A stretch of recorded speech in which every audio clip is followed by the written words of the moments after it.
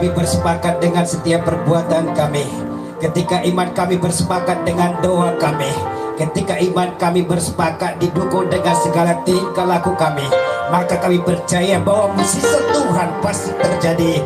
Kami percaya Tuhan bahwa kuasa Tuhan dinyatakan dalam kehidupan kami. Bapa, di dalam nama Tuhan Yesus Kristus, di tempat ini Tuhan, kami telah menaikkan setiap kurban kami di hadapan-Mu, baik berupa pujian dan penyembahan kami, baik berupa setiap seruan-seruan kami di hadapan Tuhan. Maka saatnya Tuhan bagi kami untuk mendengarkan Tuhan berbicara. Biarlah Tuhan firman-Mu yang akan memerdekakan kami pada hari ini, firman Tuhan yang akan menjawab setiap pergumulan kami, yang akan menjawab setiap pertanyaan-pertanyaan kami, yang akan menjawab setiap kecurigaan kami, sehingga firman Tuhan kami katakan tidak pernah bersalah atas hidup kami. Nasihati kami Tuhan dengan kebenaran firman-Mu, sehingga kami tetap tunduk dan taat untuk melakukannya. Mari Tuhan memberkati kami, baik mereka yang mendengarkan di tempat ini, baik jemaat Tuhan mereka yang beribadah secara live streaming, dimanapun mereka berada, Tuhan memberkati dan Tuhan menjamah mereka. Di dalam nama Tuhan Yesus Kristus kami berdoa mengucap syukur. Haleluya, haleluya, amin. Silakan duduk Bapak Ibu.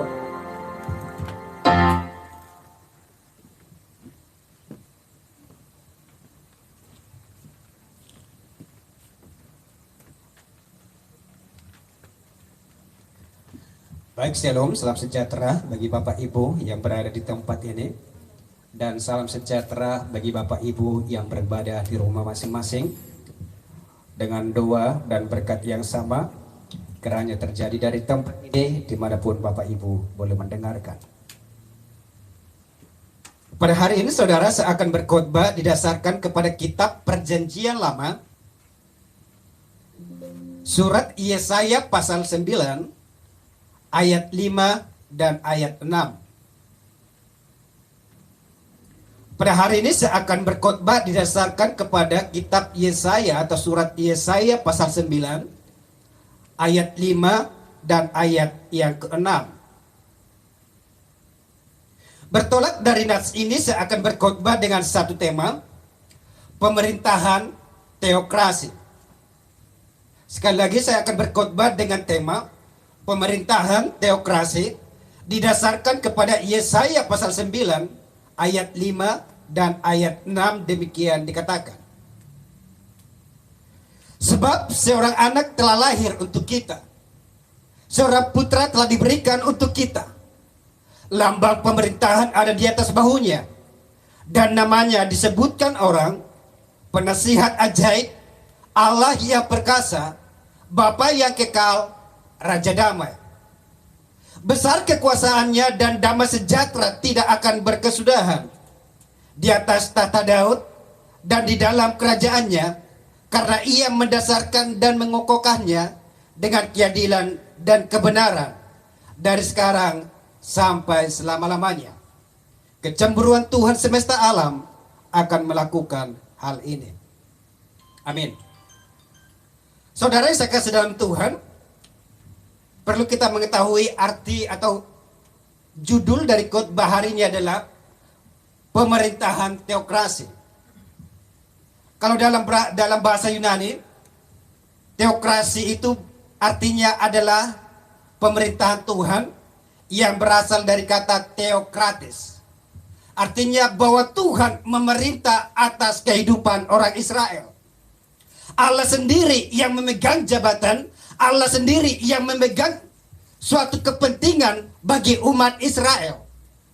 Sehingga saya katakan dengan demikian bahwa bangsa Israel menganut sistem pemerintahan teokrasi, yang artinya sekali lagi saya katakan bahwa bangsa itu langsung dipimpin oleh Allah sendiri, atau bahwa bangsa itu langsung Allah yang mengendalikan mereka, langsung Allah yang memerintah atas kehidupan mereka.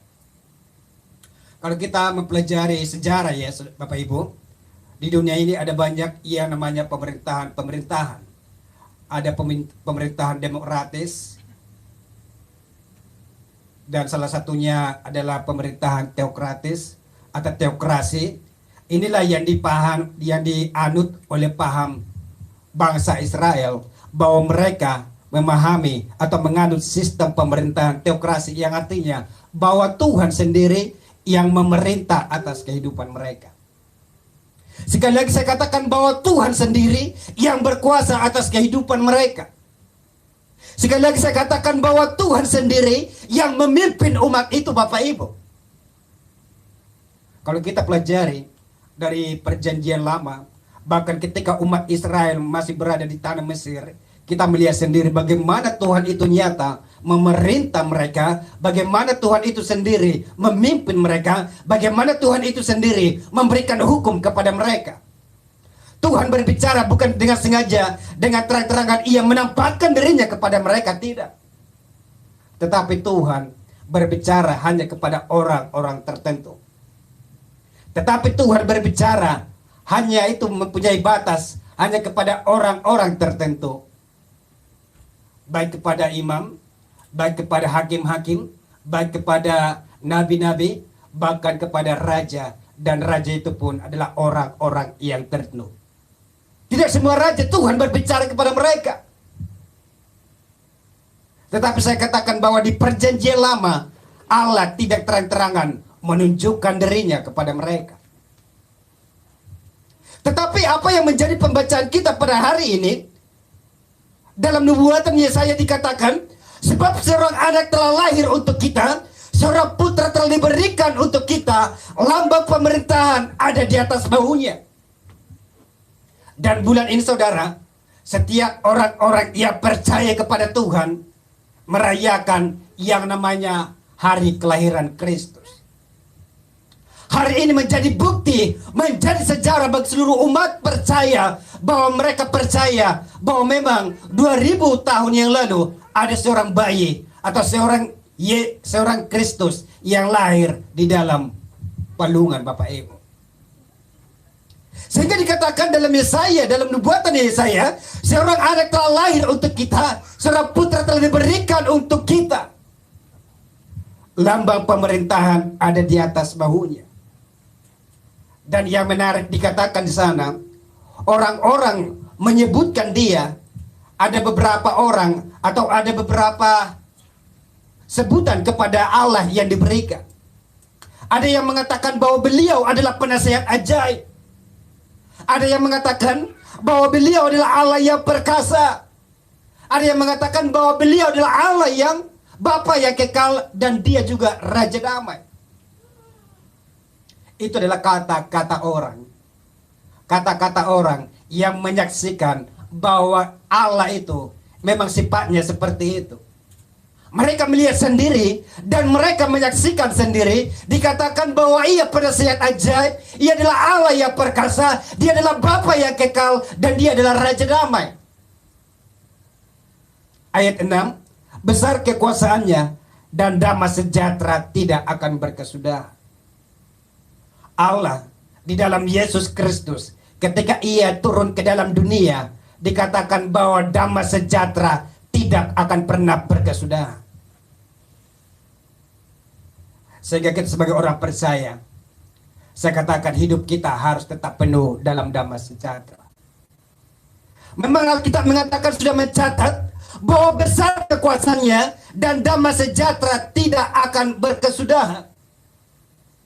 Sekalipun mungkin Bapak Ibu di tengah-tengah mungkin kebutuhan yang mendesak, mungkin di tengah-tengah pergumulan yang mendesak, mungkin di tengah-tengah situasi yang rumit, tetapi dikatakan bahwa damai sejahtera yang dari Allah itu tidak akan pernah berkesudahan. Seharusnya melalui catatan ini adalah bahwa seharusnya kita di situasi apapun hidup kita harus tetap damai sejahtera. Tidak melihat tempat mau berbicara di mana-mana gempa, tidak melihat tempat mau di mana situasi atau banjir atau apapun, tidak melihat tempat, tidak melihat suasana, dikatakan sesungguhnya bahwa damai sejahtera tidak akan pernah berkesudahan. Di atas tahta Daud dan di dalam kerajaannya, karena ia mendasarkan dan mengokohkannya dengan keadilan dan kebenaran dari sekarang sampai selama-lamanya. Pemerintahan Allah itu dikatakan bahwa pemerintahannya adalah pemerintahan yang adil. Dikatakan bahwa pemerintahan Allah itu adalah pemerintahan yang benar, Bapak Ibu. Berbeda dengan pemerintahan-pemerintahan di dunia. Kadang mereka, yang pertama mereka memikirkan untungnya sama saya seperti apa. Mereka harus memikirkan gunanya untuk saya untuk apa. Mereka kadang memikirkan apakah itu ada manfaatnya sama saya, atau apakah itu membuang-buang membuang-buang waktu bagi saya, atau apakah saya terima ini lebih besar pemasukan daripada yang itu. Pemerintahan-pemerintahan di dunia dikatakan kadang mereka tidak adil, kadang mereka curang, kadang mereka tidak benar. Tetapi pemerintahan teokrasi, pemerintahan Tuhan sendiri dikatakan pemerintahannya yang adil dan benar dari dulu sampai selama-lamanya. Saya katakan sekali lagi Bapak Ibu, bahwa pemerintahan Tuhan atas hidup kita itu adalah pemerintahan yang benar, pemerintahan Tuhan atas hidup kita, pemerintahan yang menjamin, yang menawarkan keamanan dalam kehidupan kita. Saya katakan, jika Tuhan yang memerintah hidup kita, kita akan aman Bapak Ibu. Sekalipun kita di tempat atau di situasi yang tidak nyaman, kalau pemerintahan Tuhan terjadi atas hidupmu dan hidupku, maka kita akan aman.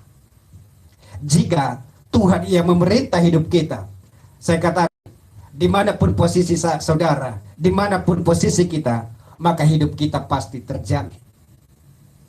Saya katakan kembali, jika Tuhan yang memerintah atas hidup kita tidak akan pernah tersesat. Tuhan yang memerintah hidup kita, saya katakan, hidup kita tidak akan pernah tersesat. Kenapa? Karena memang Yesus itu berasal dari surga. Anak itu berasal dari surga. Dan memang tempatnya di surga. Ia datang ke dalam dunia untuk menyelamatkan kita. Dan akhirnya nanti kita akan dibawa kembali untuk ke sana. Jadi saya katakan bahwa pemerintahan Tuhan tidak akan membawa kita kepada kesesatan. Tuhan sudah dari sana. Dan bahkan dia adalah orang sana.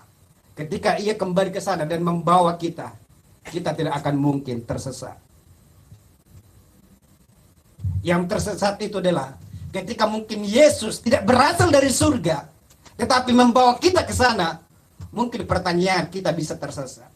Tetapi dikatakan bahwa ia adalah pemerintahan yang berasal dari surga, yang diutus oleh Allah Bapa sendiri ke dalam dunia untuk menyelamatkan dunia. Saya katakan kita tidak akan pernah tersesat. Saudara mau cari di Google Map jalan ke surga, itu tidak akan pernah bisa ketemu. Saudara mau ke suatu daerah tertentu aja, saudara bisa dikelirukan oleh Google Map saudara. Saudara yang harusnya ke kiri, saudara ke kanan. Saudara yang harusnya dari jalan lebar, saudara dibawa ke jurang. Saudara yang tadinya dari jalan yang namanya jalan tol, saudara dibawa ke jalan motor. Saya katakan bahwa Google Map itu tidak sepenuhnya bisa membawa orang kepada kebenaran. Tetapi saya katakan bahwa pemerintahan Tuhan atas hidup kita itu menjamin kita tidak akan pernah tersesat.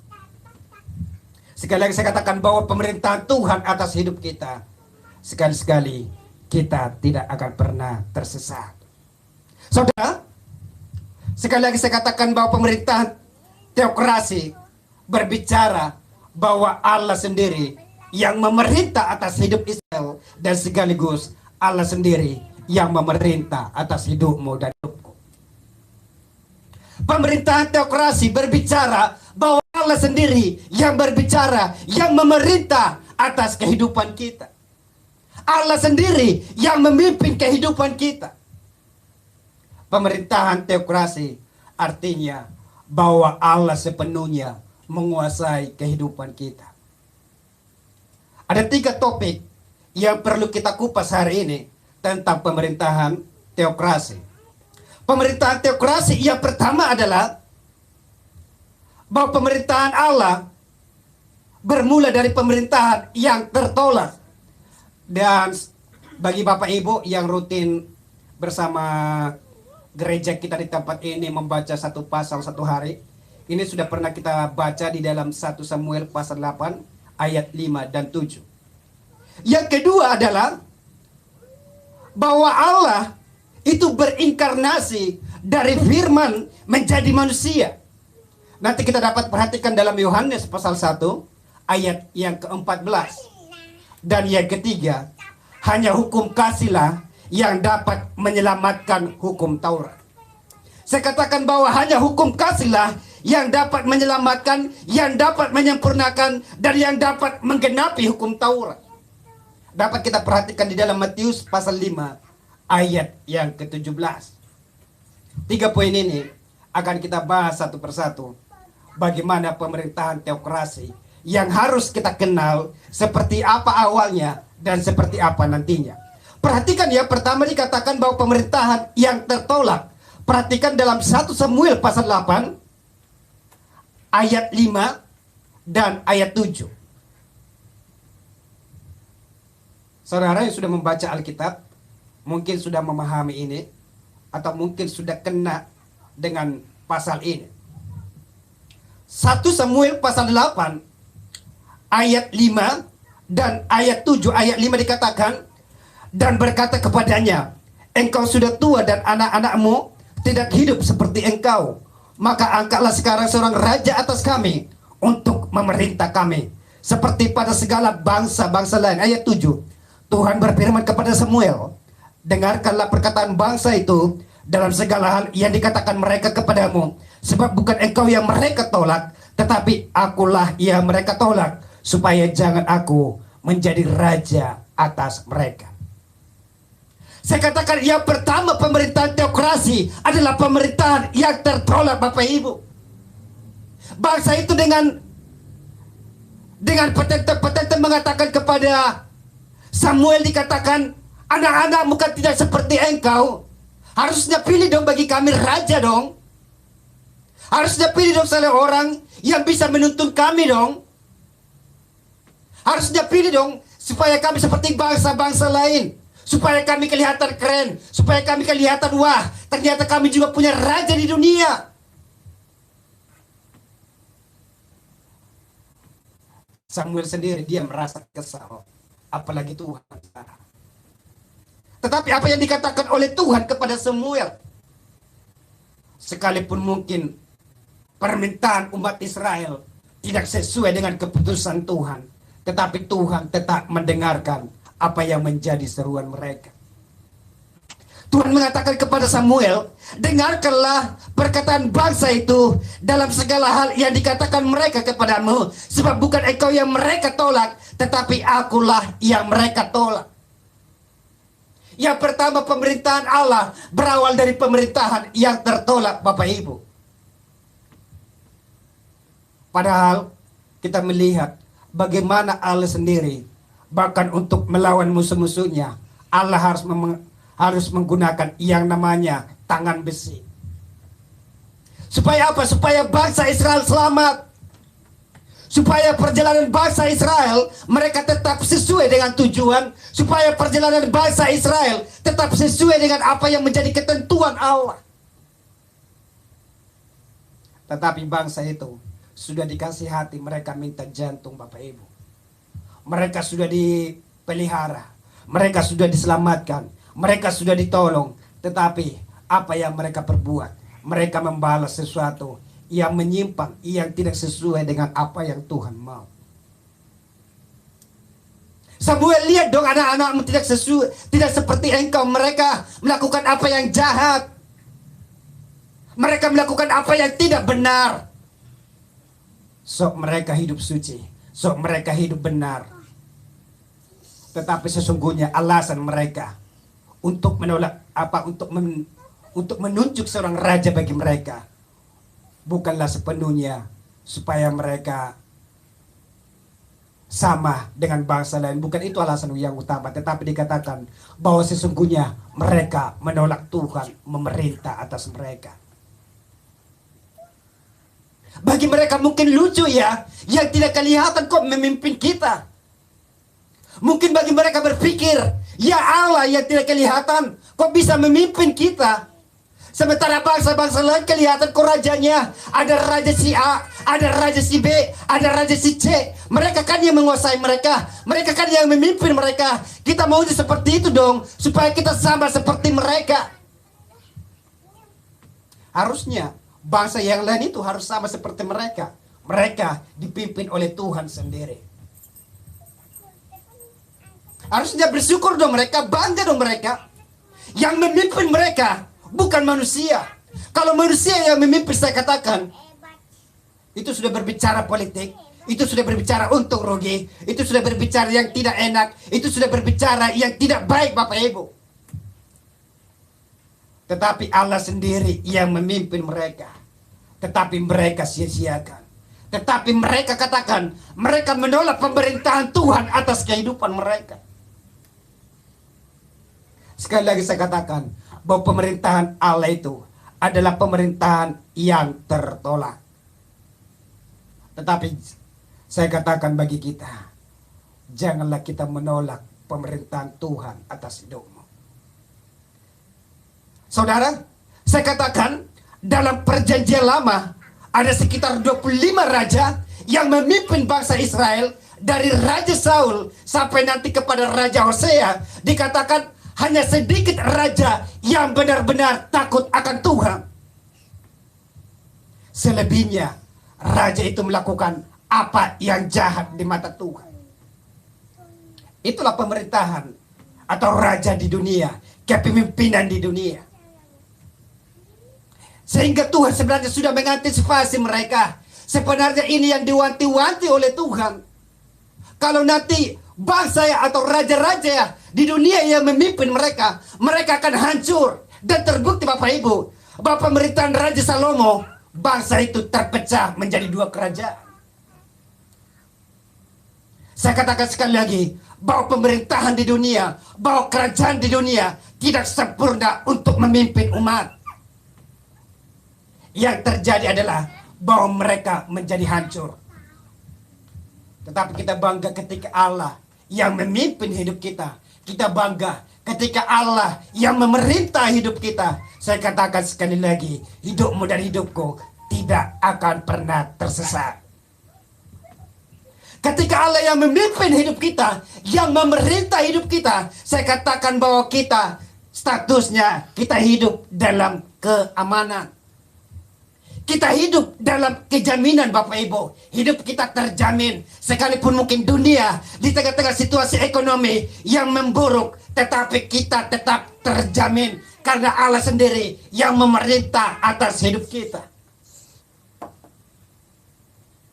25 raja dari daftar-daftar silsilah raja dari perjanjian lama. Hanya sedikit saja yang berkenan di hadapan Tuhan. Selebihnya mereka melakukan apa yang jahat di mata Tuhan. Sehingga saya katakan sekali lagi, jangan pernah menolak Tuhan memerintah atas hidupmu. Ketika mungkin saudara sudah berpikir, kan ada gaji saya Pak, kan pekerjaan saya bagus Pak, kan jabatan saya bagus Pak. Sesungguhnya saudara sedang dalam posisi menggantikan posisi Tuhan sebagai raja atas hidupmu. Dengan keuanganmu, dengan jabatanmu, dengan pekerjaanmu yang mungkin hari ini bagus. Dengan mata pencaharianmu yang mungkin hari ini masih bagus Bapak Ibu. Jangan izinkan ekonomimu memerintah atas hidupmu. Jangan izinkan pekerjaanmu memerintah atas hidupmu. Jangan izinkan harta warisanmu memerintah atas hidupmu. Semua itu dengan sekejap bisa hancur. Semua itu bisa sekejap bisa hilang Bapak Ibu. Semua itu bisa dengan sekejap bisa hancur. Tetapi pemerintahan Allah dikatakan itu kekal untuk selama-lamanya. Pemerintahan Allah itu atas hidup kita dikatakan itu terjamin untuk selama-lamanya. Itu yang pertama. Bahwa pemerintahan Allah itu adalah pemerintahan yang tertolak rakyat. Dan sesungguhnya di masa perjanjian baru dan di masa sekarang, biarlah pemerintahan itu, pemerintahan Allah itu jangan kita tolak, tetapi kita responi dengan kita mengasihi Tuhan, dengan kita beribadah kepada Tuhan, dengan kita mengasihi semua orang. Itu yang pertama. Topik yang kedua, teokrasi adalah bahwa Allah yang berinkarnasi. Perhatikan dalam Yohanes pasal 1 ayat 14.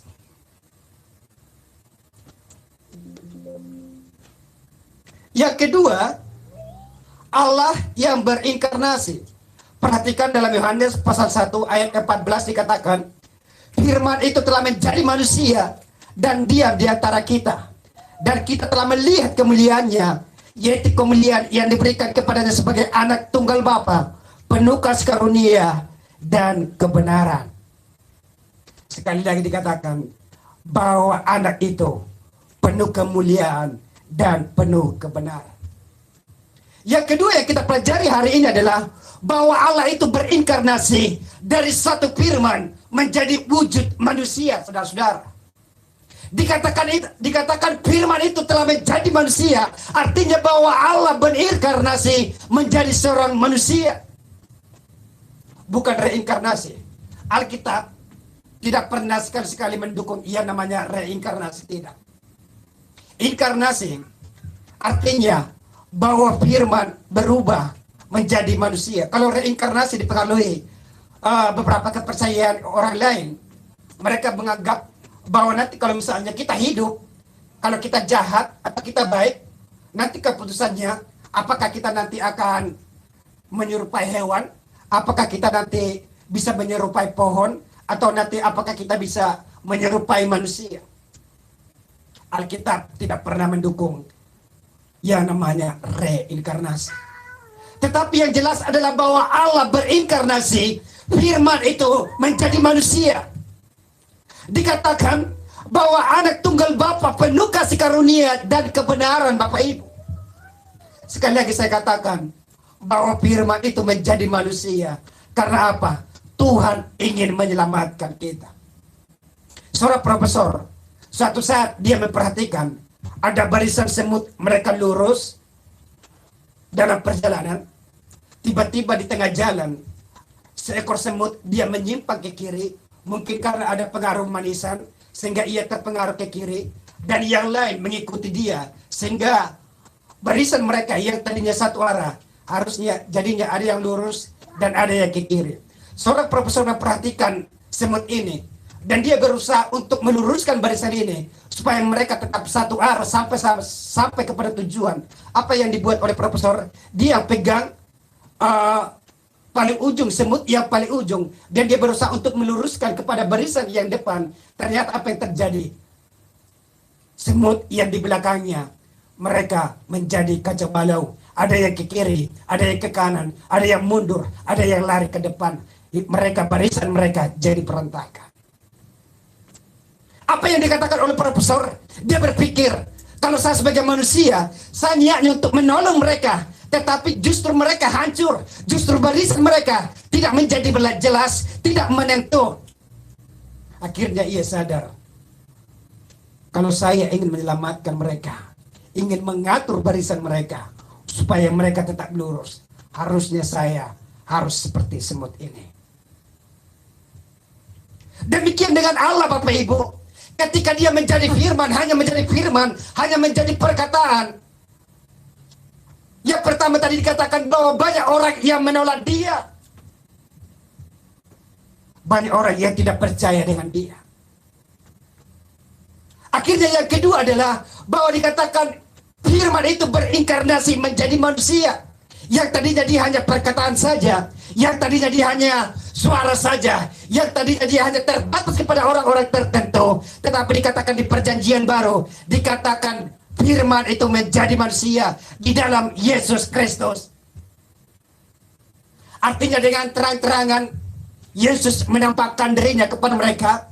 Dengan terang-terangan Allah menunjukkan dirinya kepada mereka, sehingga mereka tidak ada alasan mereka untuk ragu-ragu apakah Allah itu ada. Yang kedua saya katakan, Allah berinkarnasi dari firman menjadi manusia. Maksudnya apa, saudara-saudara? Allah itu tidak hanya cakap dengan teori. Allah itu tidak hanya cakap dengan perkataan. Allah itu tidak hanya cakap dengan peraturan-peraturan, dengan hukum-hukum, tetapi ia menunjukkan dirinya sendiri kepada mereka. Kalau pemerintahan dunia, mereka hanya menunjuk, kamu kerjakan itu, Mereka hanya menunjuk, kamu harus lakukan ini. Mereka hanya menunjuk, kamu harus berbuat itu. Dan dia hanya berpangku tangan sebagai raja. Tetapi pemerintahan Kristus atas hidup kita dikatakan bahwa ia menjadi manusia. Artinya bahwa dia tidak hanya berkata-kata, bahwa ia tidak hanya menunjukkan suaranya, bukan hanya hukumnya yang diperlihatkan, tetapi ia menunjukkan dirinya sendiri di dalam wujud rupa manusia. Ia lahir ke dalam dunia. Ia berinkarnasi, mengambil rupa seorang diri menjadi seorang manusia. Dikatakan bahwa ia mengosongkan dirinya, Bapak Ibu. Allah sudah pemerintahan tertinggi, tetapi ia mengosongkan dirinya supaya ia sama seperti manusia.